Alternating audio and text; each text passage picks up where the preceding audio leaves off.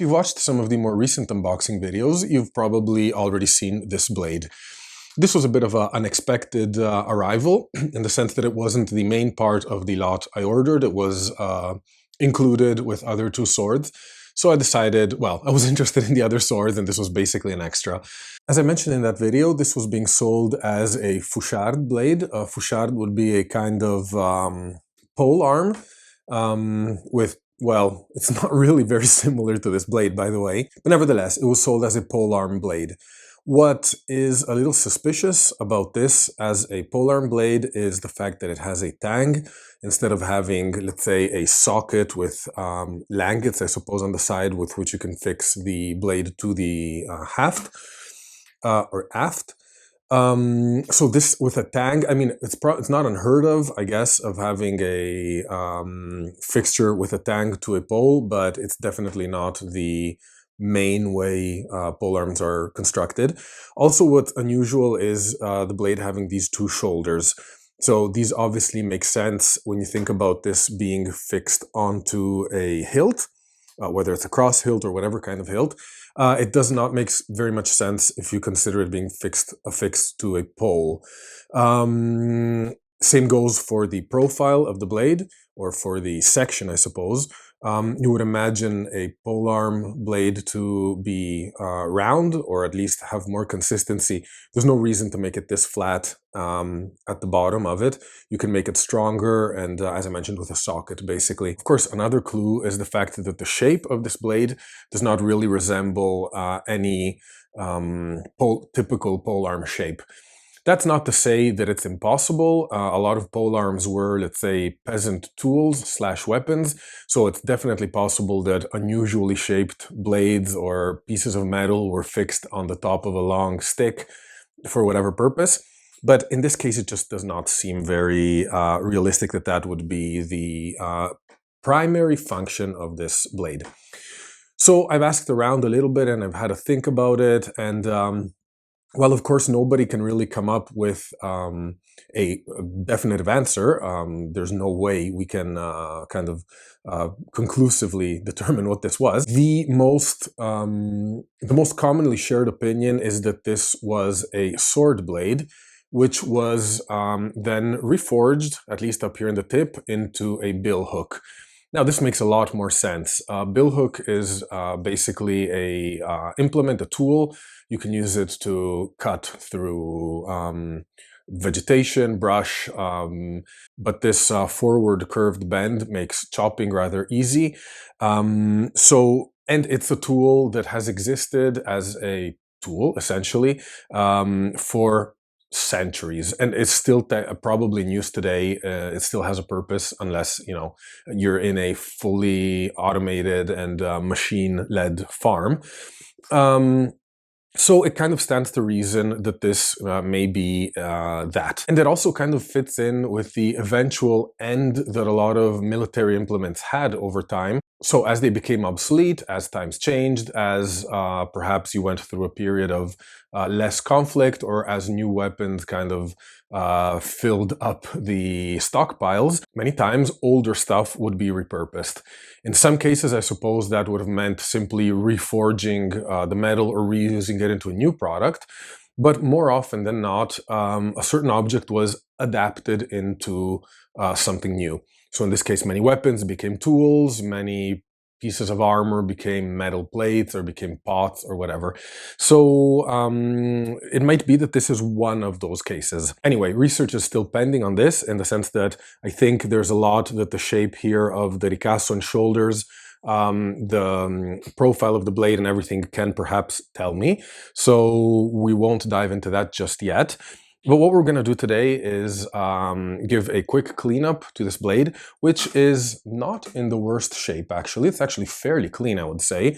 But it's still worth cleaning, especially because I want to try and get into the groove of this maker's mark and see if perhaps by using a toothbrush with some autosol or something, we may be able to uncover something in that mark that maybe is able to help us at least date the sword or this blade a little better.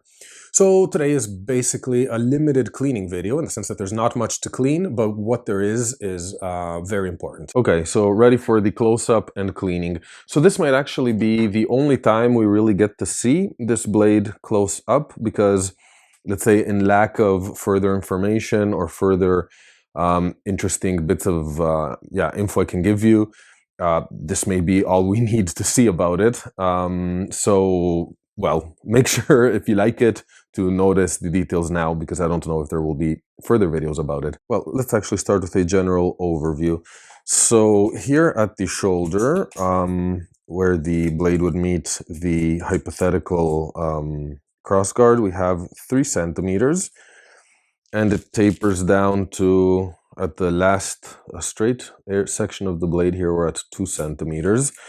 Total length is, let's take some measurements while we're at it. So again, up to the last straight section, I would say is 47 centimeters. We can add probably 3 centimeters or 4 there. So, well, so we have our measurements. Overall, we see there's this very broad shoulder.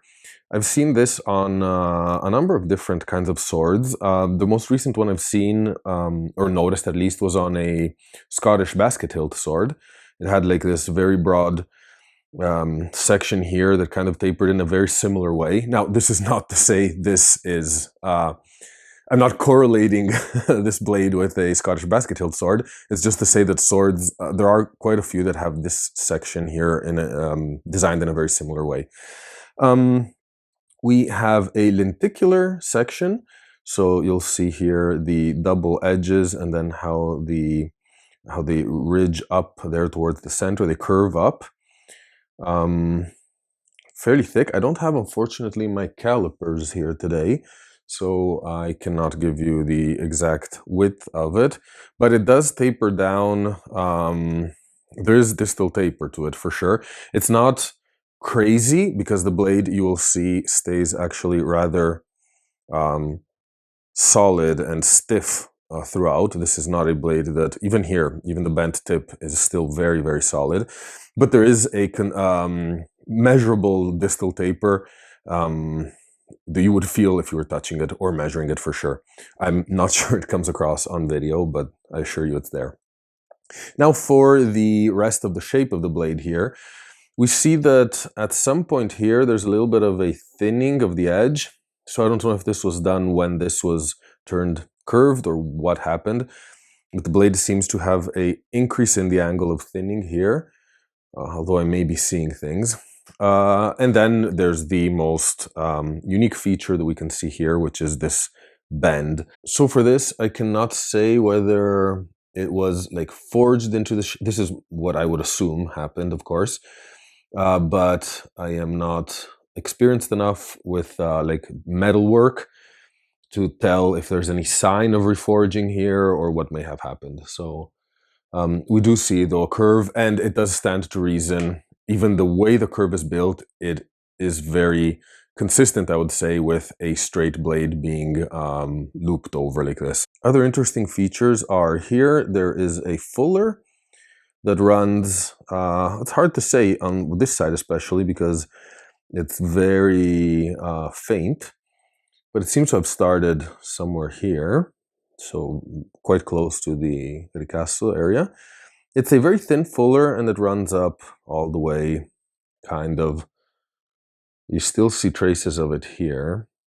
So what's interesting though is that when you turn it around, things are very different. We actually have the fuller starting right at the last dot here, and then moving upwards the center of the blade, and then it kind of tapers out here, and there's a second fuller next to it that fills in and goes ahead,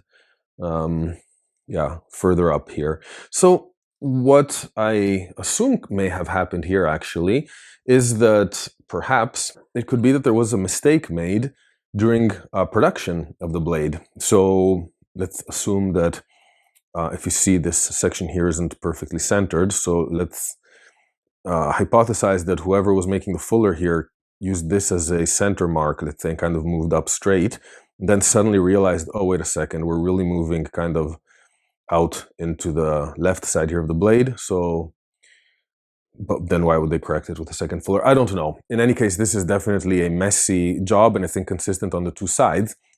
So whatever the reason, let's say my hypothesis here is perhaps this was a blade that was damaged in production, like it wasn't at the quality standards that were required, and so perhaps its transition into a billhook isn't from later times, but it's simply taking metal that has already been forged and shaped and turning it into something useful when you were perhaps not able to sell it as an actual sword. Coming to the more interesting parts here, we have this decoration. You see it repeated on both sides.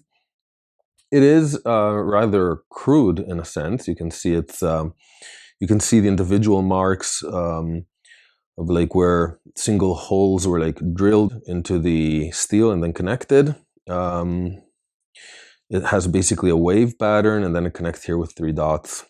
The pattern repeats on the other side here.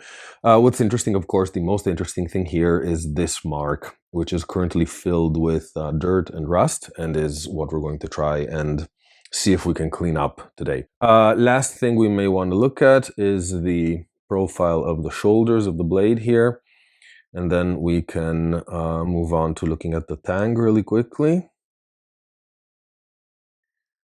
No markings here or anything, but definitely some rust that might need to be taken care of. And here you can see the tang has been twisted and bent. What I'm going to do here is try and, scrape out at least the flakes of rust and get an idea if perhaps there's some texture underneath or something. I'm not sure this is super useful because the idea, which actually I'll try and do now, is to oil it a little and get some oil to, there we go. And then maybe that will loosen up the dirt. Okay, so let's see if this makes a difference or not.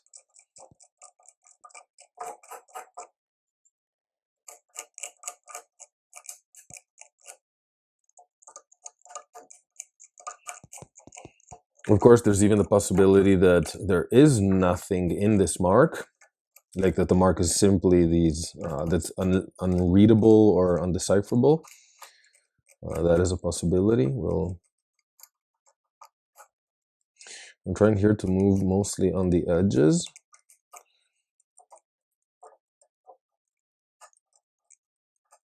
And see if we can loosen anything up. The oil is getting dirtier, that's for sure, so I hope that's a good sign. But that also kind of means working blind in a sense.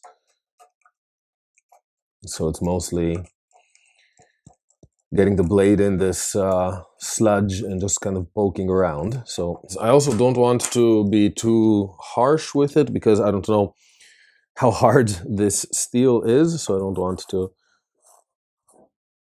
But here we go. So is there something there? Let's see.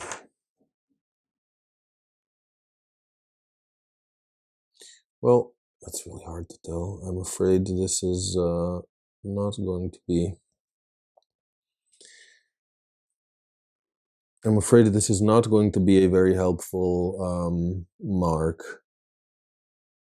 I don't see much, if any, both in the camera here and also looking at it live. I don't see any kind of texture or any trace of something in that mark, like to make it make sense. But let's not let that get us down too much. We will apply a little bit of autosol just to kind of polish a little the surface of the whole blade here. We don't need too much, and we don't need too much pressure or anything. This is a blade that is in fairly good shape.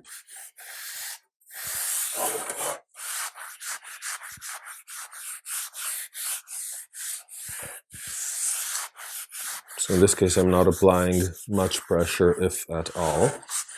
We do want to get on the tank though, because that is where we see red rust. So we want to be sure that that is being well removed.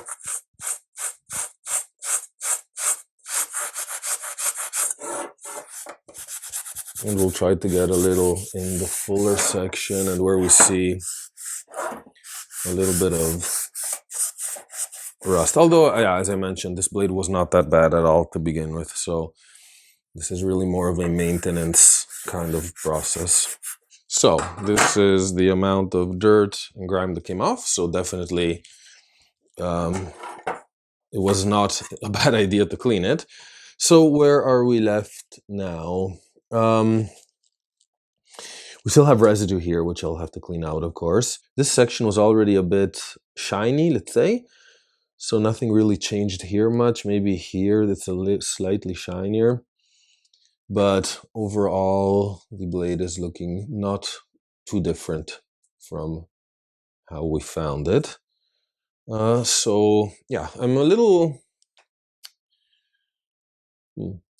disappointed. I was hoping there would be more texture in here to be able to decipher the yeah, whatever that mark is, but oh well, we'll have to make do. Time for a bit of oil all over the blade, and we may be done at that point too. So there we go.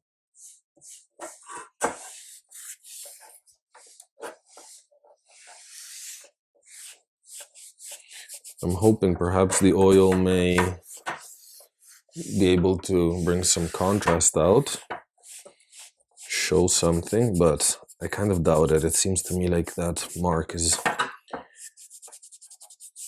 okay. And let's not forget the tang, of course.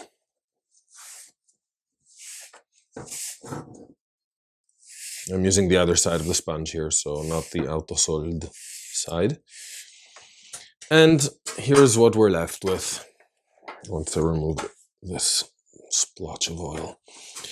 So, the mark is deep, but it does not have any texture to it.